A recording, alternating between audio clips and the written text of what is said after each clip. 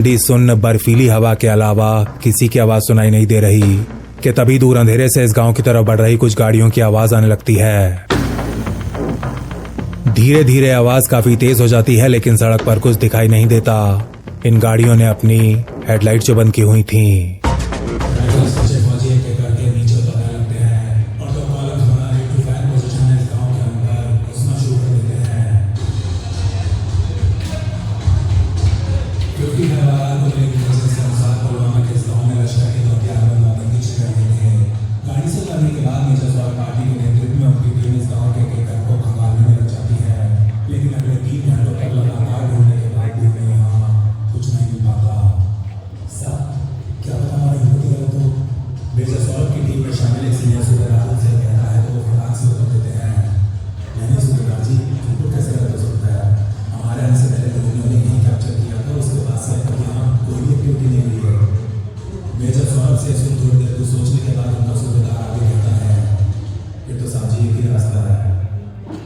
उसको बुलाना ही पड़ेगा।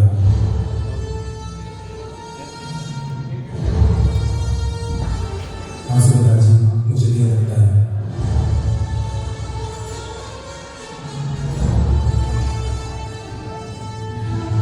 इस पर रेडियो करो, उनसे कहो कि उस कॉलेज की टीम को अभी के अभी भेज देंगे।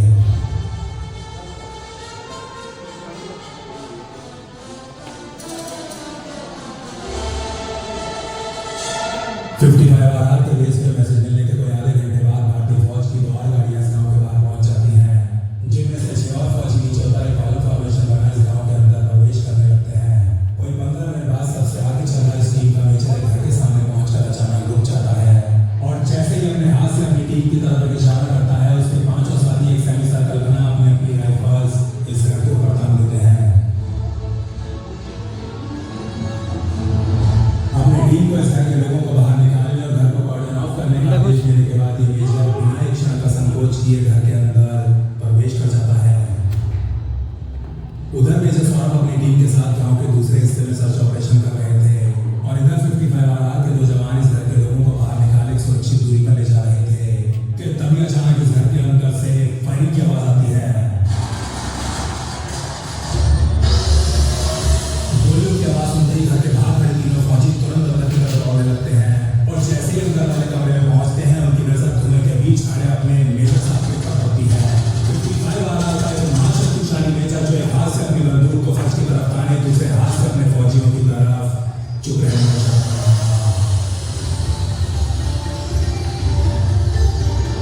तो 15 मिनट और इंतजार करने के बाद 2 फौजी लकड़ी के फ्लोर में बने एक छोटे से दरवाजे को तोड़ते हैं। अपनी राइफल्स को आगे की तरफ ताने अत्यंत सावधानी के साथ घर के नीचे बने बेसमेंट में घुस जाते हैं और इसके ठीक 2 मिनट बाद राष्ट्रीय राइफल्स के रेडियो पर एक मैसेज सुनाई देता है। बेसमेंट ऑल क्लियर, विभू सर ने दोनों को अकेले मार गिराया। आई रिपीट, विभू सर ने दोनों को अकेले मार गिराया। गांव में छिपे 2 आतंकियों को अकेले ही ढेर कर दिया था। निश्चित न कर अपना वो प्लीज सेफ रहना बेबी। निकिता का सुबह शाम रात दिन बार बार ये कहना बेवजह नहीं था। वो अच्छे से जानती थी कि उसका पति जो काम करता है वो अब तक न जाने उसकी जैसी कितनी शर्मसारों की मांग जा चुका है।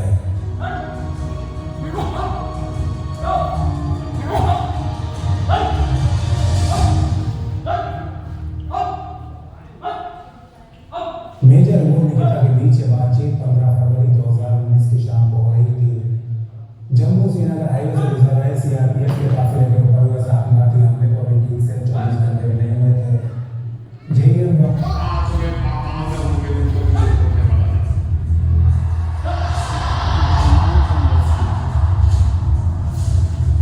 सीआरपीएफ के ऊपर हुए हमले की खबर न्यूज चैनल और सोशल मीडिया के ऊपर आपकी तरह फैल चुकी थी।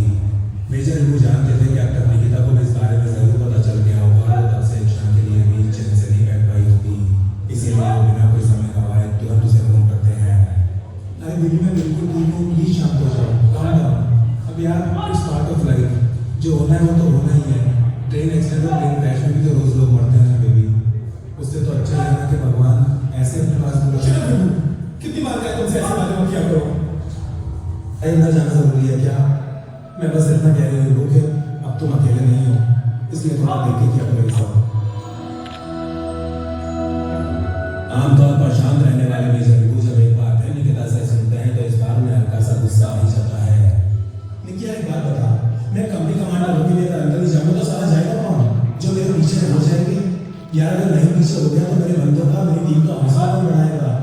ये मरना क्या है यार, मरना तो सबको है ना एक ना एक दिन, लेकिन सारा शर्मिंदगी से मरने से अच्छा है कि ईश्वर ऐसी ही मौत दे। कल को लोग जब ये बोलेंगे कि देखो सारा कितना बड़ा भगोड़ा था, अपनी टीम को मौत के मुंह में छोड़ के खुद पीछे हो गया, तब कैसा लगेगा तुम्हें? मैं भी शर्म आएगी तुम्हें मेरे ऊपर, शर्म। I missing you lot lucky, बहुत याद आ रही है तुम्हारी।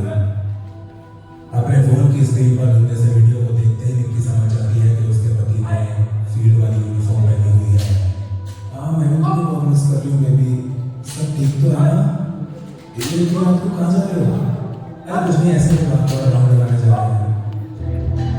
इस कॉल के बाद निकिता दोबारा सोने का प्रयास करती है, लेकिन उसे नींद नहीं आती। 15 मिनट तक करवटें बदलने के बाद वो अपना फोन उठाती है और एक बार फिर मुझे गूगल का नंबर डायल कर देती है। हाँ निक्की, क्या हुआ? सब ठीक तो है ना? कुछ नहीं होगा मुझे, चलो अब सो जाओ वरना सुबह तुम्हारी ट्रेन मिस हो जाएगी। I will call you in the morning.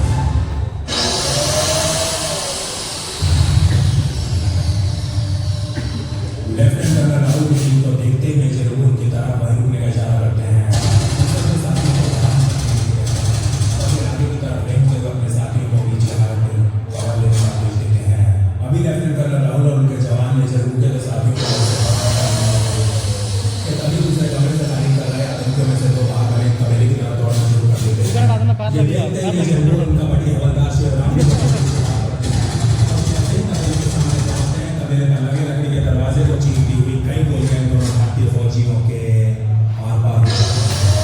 गोलियां लगते ही मेजर वो अपने नीचे जमीन पर गिरा देते हैं और फिर किसी तरह खुद को संभालते हुए अपनी राइफल से इस तबेले के ऊपर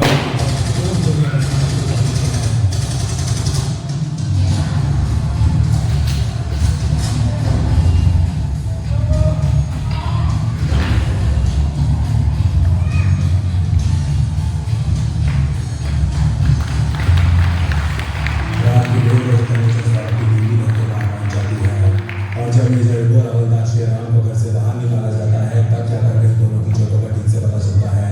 मेजर गोर उनके बड़ी दोनों को कई जगह गोलियां लगी थी।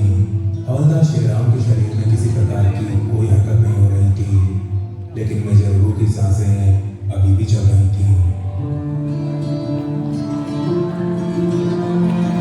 भारी बर्फबारी के कारण घायल फौजी को हेलीकॉप्टर से लिफ्ट करना बिल्कुल भी संभव नहीं था। इसीलिए बिना कोई समय गवाए मेजर सौरभ तुरंत चारों फौजियों को गाड़ियों में लेटा 92 बेस हॉस्पिटल के लिए भेज देते हैं। इधर मेजर को ले 55 आर की गाड़ी श्रीनगर के लिए निकलती है और उधर देहरादून में गहरी नींद से रही निकिता की आंखें अपने आप खुल जाती है। बाहर सड़क पर चल रही स्ट्रीट लाइट से घर के अंदर हल्का उजाला होने के बावजूद भी उसे कुछ दिखाई नहीं दे रहा था। इस काले से अंधेरे में बिस्तर पर पड़े अपने फोन को ढूंढने के बाद निकिता फोन की लाइट ऑन करती है, लेकिन उसे फिर भी कुछ दिखाई नहीं देता। घबराहट के मारे उसका जीव बनाने लगता है और चारों तरफ एक जानी पहचानी महक फैल जाती है, जैसे मानो आसपास कोई सिगरेट पी रहा हो। निकिता तुरंत बैठी हो अपनी आंखें बंद कर अंधेरे में इधर उधर देखने का प्रयास करने लगती है कि तभी उसे अपने कानों में मेजर गो की आवाज सुनाई देती है।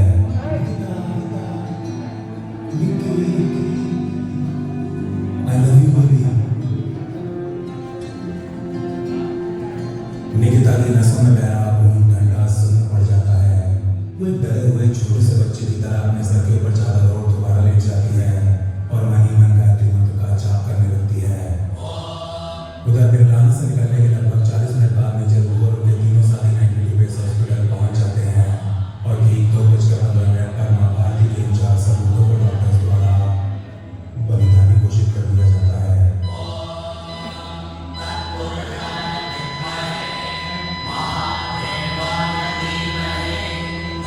देहरादून में 19 फरवरी की सुबह जल्दी उठ निकिता दिल्ली जाने के लिए अपना सामान पैक करने में लग जाती है। पैकिंग करते हुए बार बार अपना फोन भी चेक कर रही थी, लेकिन ना ही अब तक मेजर गो की कोई कॉल आई थी और ना ही कोई मैसेज। रेलवे स्टेशन निकलते समय जब निकिता अपनी सास के पैर छू रही होती है तो उसे आशीर्वाद देने के बाद वो उससे कहती है, निक्की बेटा कल मुझे सपना आया था, अपना बिल्कुल बिस्तर में बैठा मेरे पैर दबा रहा था तो कह रहा था मां थोड़ा सा बेसन का हलवा बना दो ना, बहुत तेज मन कर रहा है।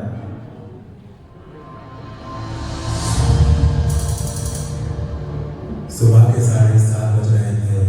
निकिता ट्रेन में बैठ चुकी थी और ट्रेन को देहरादून स्टेशन से निकले आधा घंटा हो चुका था, लेकिन अभी तक मेजर गो की कॉल नहीं आई थी। आज उनका फोन क्यों नहीं आया अभी तक?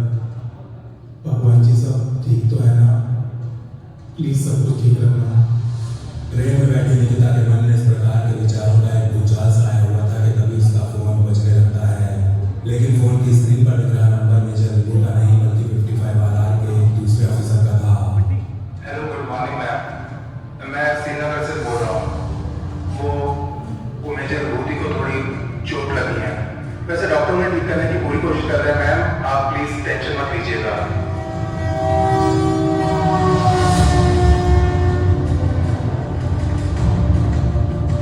ये सुनते ही निकिता के आसपास की दुनिया स्लो मोशन में तब्दील हो जाती है।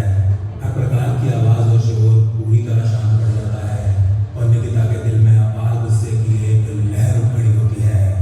प्लीज आप मुझसे झूठ मत बोलो, please, I beg of you. मुझे तो बात ही पता चल गया था कि कुछ गड़बड़ है। देखिए, जो भी हुआ है आप मुझे साफ साफ बता दीजिए, मैं आपके आगे हाथ जोड़ रही हूँ, प्लीज। यह सुनते ही श्रीनगर से फोन कर रहा ऑफिसर बिल्कुल चुप हो जाता है और लाख प्रयास करने के बाद भी अपने रोने की आवाज निकिता से छुपा नहीं पाता। देखिए सर, आप मेरी चिंता बिल्कुल मत कीजिए, मुझे बस आप इतना बता दीजिए कि मैं उनकी बॉडी कब देख सकती हूँ, वो घर कब आ रहे हैं।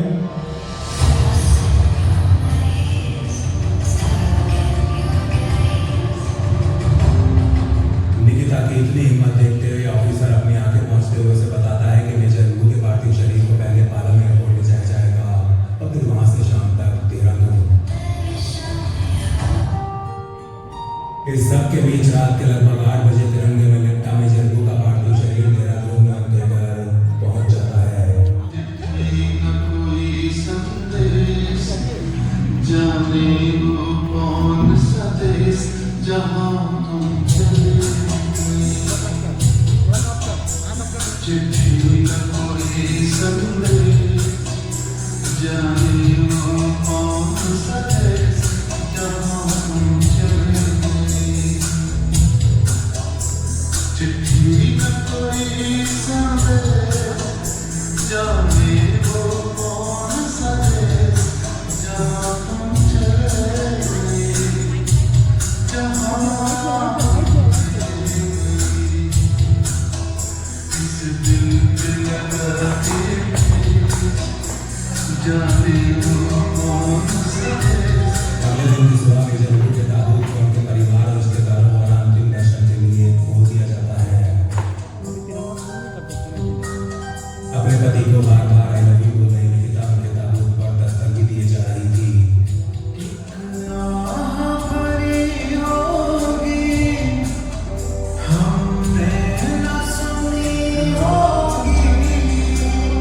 उसके अंदर चमत्कार की उम्मीद नहीं आ रही थी। समय थोड़ा था। उसे ये लग रहा था कि उसकी दस्तक से मेजर रूह स्वर्गलोक के दरवाजे से भी वापस लौट आएंगे, लेकिन ऐसा कुछ नहीं होता। और 20 फरवरी 2019 की दोपहर को पूरे राजकीय सम्मान के साथ 32 वर्षीय मेजर रूह के पार्थिव शरीर को अच्छे तत्व में विलीन कर दिया जाता है।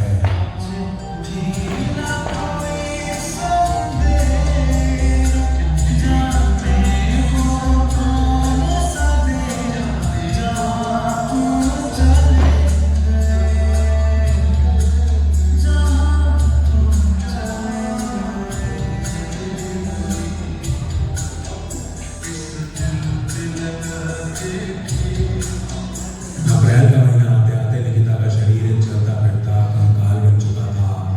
उसकी हालत इतनी ज्यादा खराब हो गई थी कि उसे कुछ दिनों के लिए हॉस्पिटल में भर्ती कराना पड़ गया था, जब उसे रोजाना नींद के इंजेक्शन दिए जा रहे थे। एक रात हॉस्पिटल में दवाई लेने निकिता गहरी नींद सो रही थी कि अचानक उसे अपनी छाती के ऊपर एक अत्यंत भारी बोझ महसूस होने लगता है। वो मदद के लिए चिल्लाने का प्रयास करती है, लेकिन अपने गले से एक शब्द भी नहीं निकाल पाती। नर्स को बुलाने के लिए वो कुछ इंच की दूरी पर पड़े रिमोट की तरफ अपना हाथ बढ़ाने की कोशिश करती है, लेकिन पूरा जोर लगाने के बाद भी एक उंगली तक नहीं उठा पाती। और तभी उसकी आंखों के सामने मेजर रूह की परछाई बनने लगती है।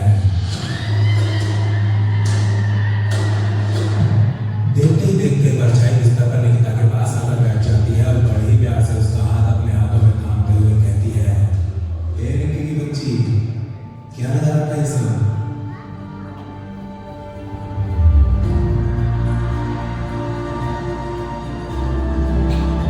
पता है उस रात जब मुझे गोलियां लगी थी मुझे इतना सा भी दर्द नहीं हुआ था, लेकिन अब तुम्हारी हालत देखकर ना मुझे बहुत ज्यादा दर्द हो रहा है बेबी। देखो तुम्हें मेरी कसम है, प्लीज ऐसा मत करो। सुबह जब तुम सोकर उठोगी ना निक्की तो तुम्हारे सामने एक नर्स खड़ी होगी। उस नर्स का हाथ पकड़कर उससे कहना कि मेरी जान बचाने के लिए मेरे पति आपको थैंक यू बोल रहे हैं।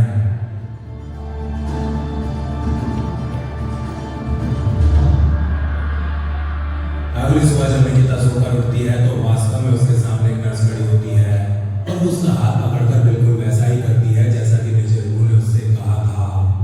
यही वो क्षण था जब निकिता पालतौंडिया जिंदगी से हारने का नहीं बल्कि लड़ने का वचन अपने पति को देती है। और आज के दिन से ठीक 1 साल बाद